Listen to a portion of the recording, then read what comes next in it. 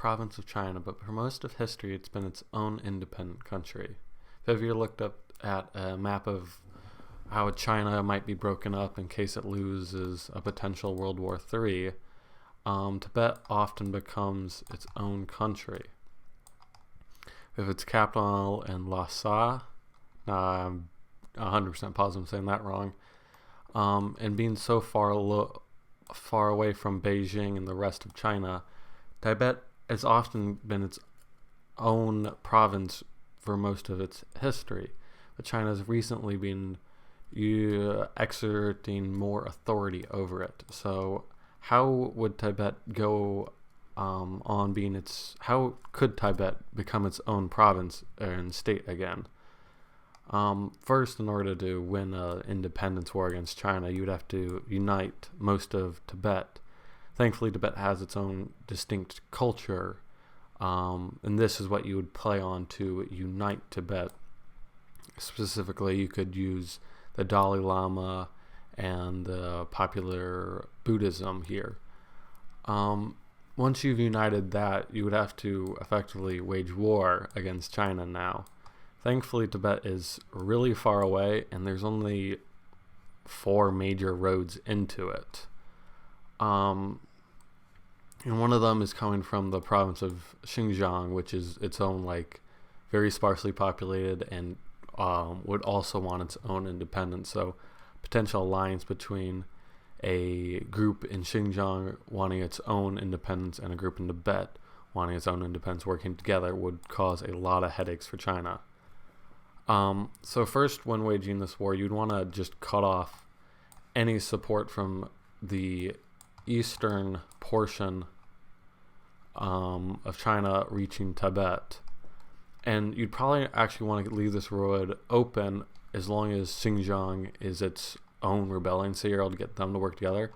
I would keep this road open as best you could in order to keep some trade and communications along these lines.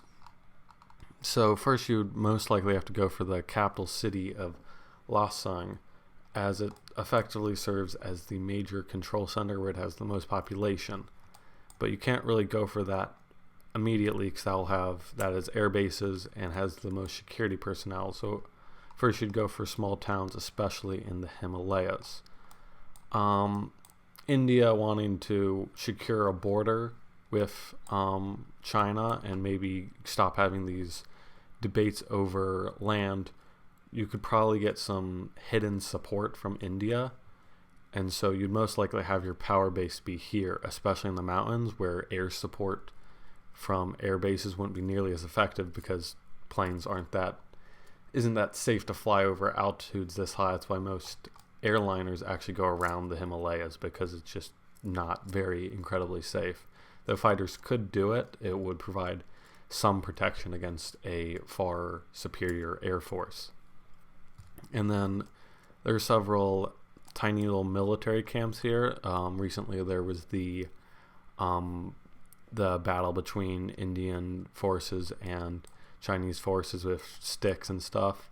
So first I would go and wipe those areas out. They're relatively isolated, so attack one. The other ones would most likely spawn by heading back to Lhasa and other major cities in quotes. Honestly, none of these are that big for security, and you could just ambush them in the mountains. Next, I would definitely get rid of this. Make sure you have Nangku open and secure because it has multiple routes going into it and serves as the northern bases. Effectively, most transportation going to Lhasa has to go through here. While in Ningxi is much more mountainous, so I would use this as a defensive trap for incoming troops. You'd most likely lack the tank support, so you need to keep the Chinese ability to summon tanks and all that stuff away from over here. Recently, China has been spending a lot of military on their naval abilities in an attempted invasion of the independent country of Taiwan, which is luckily because you're not going to have any problem with the naval forces there. originally you at the beginning of the war you'd want to secure most of the routes in. You don't. It's if you have holes in your territory when liberating Tibet, like Lhasa and other major cities, that's far better, as long as you have the outermost layer of Tibet secure, because you want to have yourself be as well defended before Chinese forces can come from the highly populated east over to here. And then any railroads, just destroy them. Bridges, destroy them. Keep their transportation from getting here as much as possible. And then you can just do a war of attrition. Eventually, say you have Nanqing, Nanzhou, and Xingasti, you could eventually slowly just encircle Lhasa until the defenders of it have to give up, and the Tibetan population of there, you can work together to finally retake that. Then most of this area would probably fall pretty easily, as this area entirely here is very, very sparsely populated. It is just entirely, it's very small area. There's effectively nothing out here. So this would probably just, it's largely just the minorities of Tibetans that would align themselves here. So really you have to focus more on these roads. Part of the problem with this is the population is just so spread out, you can't really draw manpower to engage in these corners here. So you're really gonna, because if they ever really break through these tight defenses in the mountains, here, and here along here, then you're done for, because they can just use the much more open area. In comparison, this still really isn't open at all, but in comparison to these areas, this is much more open. You're really not going to have any fighter capabilities. You're just going to lack people who know that. Let's also assume you're able to get Xinjiang working with you. Then you'd probably become a base for Indian support. You would trade up to Xinjiang. You'd probably see a lot of Muslim kingdoms, even Muslim terrorist cells, working with the Muslim populated Xinjiang to help rebel against China. So this road would be very important, not for defense, but for cooperation with your northern counterparts. So in case Tibet does get pushed out, you can hide up here in the really open deserts of here.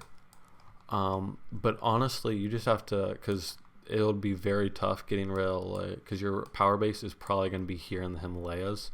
Its majority population are Tibetans, culturally Tibetans, and would be much more likely to willingly fight towards you. Additionally, another focus would be the concentration camps they have in China. Liberating those would give you ample body soldiers, and they would be highly willing to fight against China. Additionally, roads like this one are very important in keeping the communication with India, as they would most likely be the place that would be supporting you largest. Nepal might also, Bhutan maybe, but it would be largely be India, because they would want this border be secure so they don't have China there. As effectively, if Tibet's an independent state, it has to be, just because of how sparsely populated, how economically dependent on it, it'll be either economically dependent on India or China. And due to the stronger democratic values, it would be much better for the Tibetan people to be dependent on India rather than China. Second, China's really not going to want to give up Tibet, because a lot of their rivers, all the major rivers of the Yangtze and Yellow, start in Tibet, not China. So that's why they're here. They want to make sure they keep this water flowing. So you could use these water bases to launch surprise attacks if you want to flow down the rivers, though I'm not sure how effective that would actually be. But really, to win the war, you just have to keep these roads here, all secure, even this one too, and just keep them blocked. Thankfully, that would be pretty easy, because these roads are not very large. like this is that road. That's what it looks like. That's not that very good of a road. It's right here. That's not much of a road. So you have to keep these roads secure so they can't transport tanks, armored fighting vehicles, large number of troops here. It's effectively just a very large battle of 300. You're largely outnumbered and you're just going to have to fight. Thankfully, modern weapons allow smaller forces to fight very effectively under siege. And then, so this road's probably least, I haven't really talked about this one, but this one will be least important because effectively they have to go through this province, and this province of Quihang is not very populated either. Now it's more populated than Tibet, but it is still not highly populated, so really the big roads would be right here in these junctions. Additionally, in case you ever get pushed out here, you kind of see how this road's just one big ring and it stretches into Xinjiang and Quihang. You can cut off one part of it and it effectively will help cut off most of the entire road.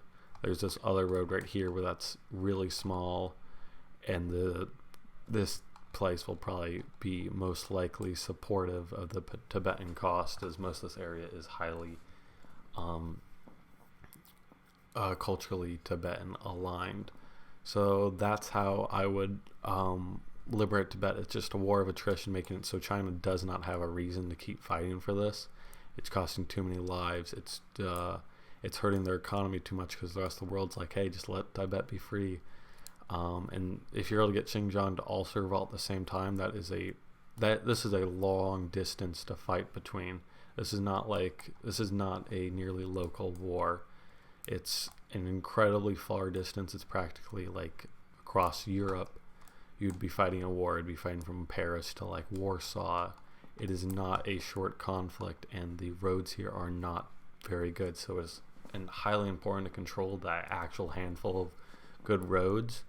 And it is important to use these mountain passes, because these are effectively what they are, as ambushes. And that's how you would do it.